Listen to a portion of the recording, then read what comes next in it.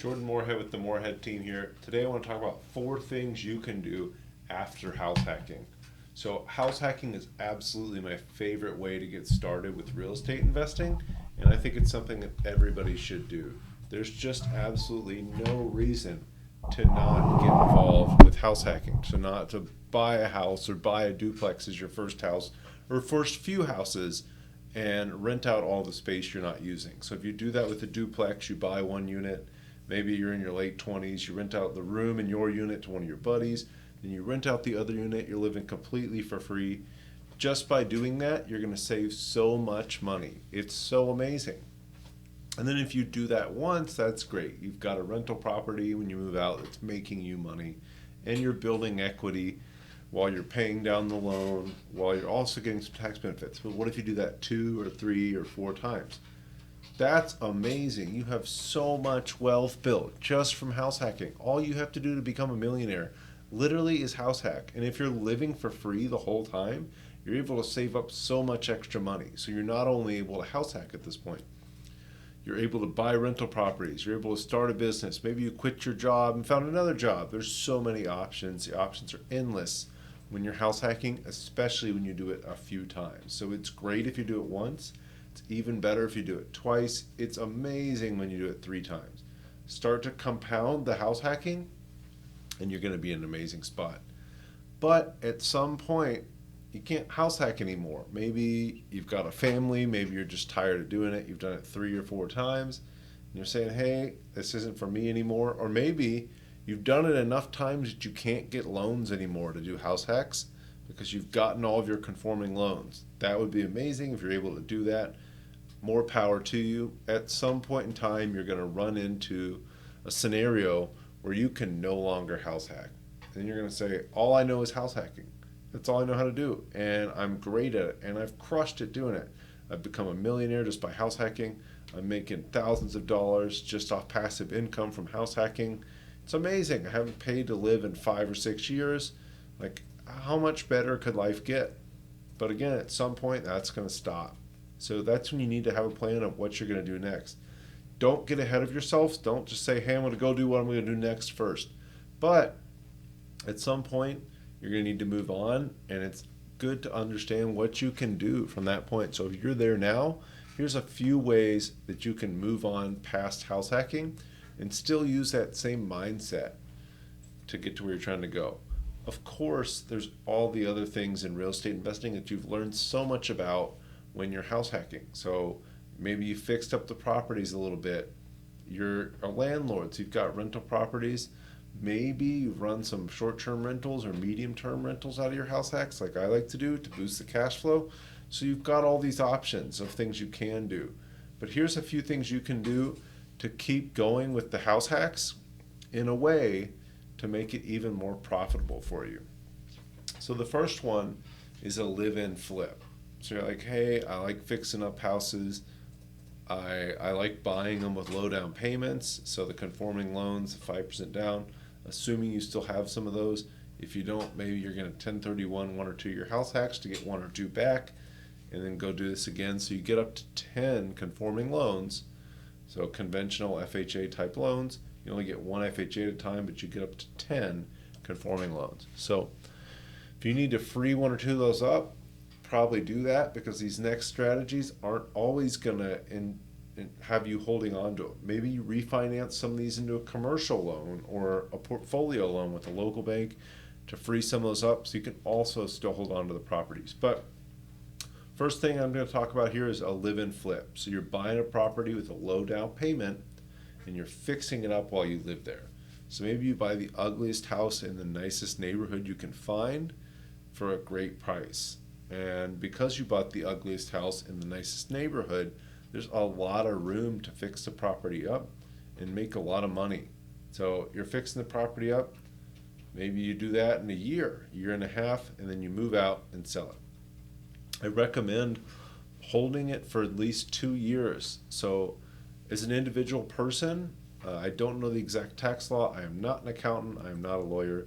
But as an individual person, if you buy and live in a property, a single family house for 2 years, you get to exclude $250,000 of gains from taxes. So if you make $250,000, you get to not pay taxes on that. As a married couple, that's up to $500,000. So such an amazing way to make a lot of money just by living in a house. So just like you're doing with house hacking, you're doing a live-in flip, you're fixing up the house, then like 2 years later, you're selling it. So within 2 out of 5 years, you need to sell that property and you won't be taxed on the gain. Up to 250 for a single person, up to 500,000 for a married couple. Again, for more information on this, talk to your accountant. You should have an accountant if you're in real estate, but talk to your accountant and you can learn all about this. Another thing you can do is you can 1031 some of those house hacks that have built all that equity for you. I've done this too. So you bought your first house hack, you've owned it for a couple of years, it's built up a lot of equity. Of course, you fixed it up, so you forced that equity, and you've got 100 grand of equity in that property. And you're like, wow, I've got a lot of equity there. You can take some money you have saved plus that 1031 funds from the equity in that first property and buy a much bigger property.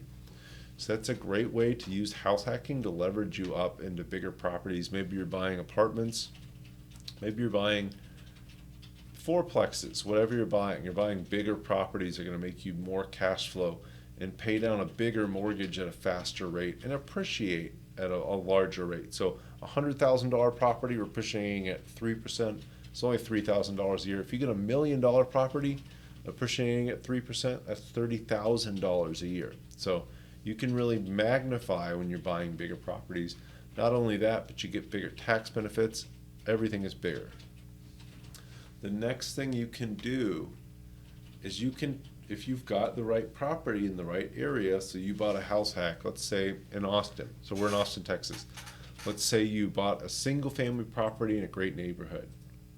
And you're looking around and you're like, hey, the houses around me don't look like me anymore because they've all been torn down and new houses been built. So you've got this single family property, it's in a good neighborhood, it's on a nice lot, it's on a bigger lot.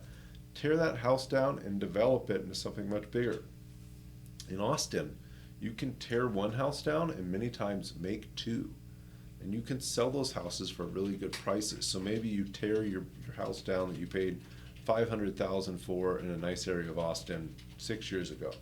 Tear that house down, you build two houses on it. One house sells for $1 million, one house sells for $600,000. Like, wow, I bought this house for $500,000 6 years ago. Yeah, I tore it down. And you got to work with your lender there. Make sure you're talking to your lender to make sure you do everything right. I don't know how they feel about tearing houses down. I know a lot of people who've done it, but you definitely want to talk to your lender before you do anything. Just know that it's possible. So you tear it down, you have two houses, brand new houses that sell for a really good price. So you're saying, hey, Jordan, well, maybe I don't want to tear my houses down, or maybe I don't want to 1031 my houses into other houses, or maybe I'm not comfortable with commercial or portfolio lending, kind of the same thing, because I don't like 5-year balloons. I like the 30-year tried and true, pay itself off over that period of time, always fixed rate mortgage. That's fine. So if you've done a few house hacks and you're saying, hey, what do I do now? Just buy a nice house that you can maybe put an ADU on the backyard and rent out for short-term rentals sometimes. Maybe have family over when they're in town. There's not really a wrong way to do it, but of course, like we're talking about, house hack as much as you can and for as long as you can. So get into the best house hack you can. My first house hack was a duplex. I rented out the top unit. I rented out all the rooms in the 3-bedroom unit that I lived in. Do as much as you can and do it for as long as you can, because living for free for a long period of time will make you have a really good cash position. At the same time, if you can do that 3, 4, 5 times, you're going to have all these properties that are paying themselves down, that are appreciating in value, that are giving you cash flow, and that are helping you save on taxes. Of course, that's great if you do it once. It's a whole lot better if you do it 5 times. So do that as often as you can. At some point, you're going to want to quit doing that. That's okay. So you got to get over getting into it, but when you get into it and you really get excited about it, like I have, It's hard to get out of it, but at some point you got to move on and maybe scale up your rental portfolio in other ways. Just know that house hacking is not the only way to do it.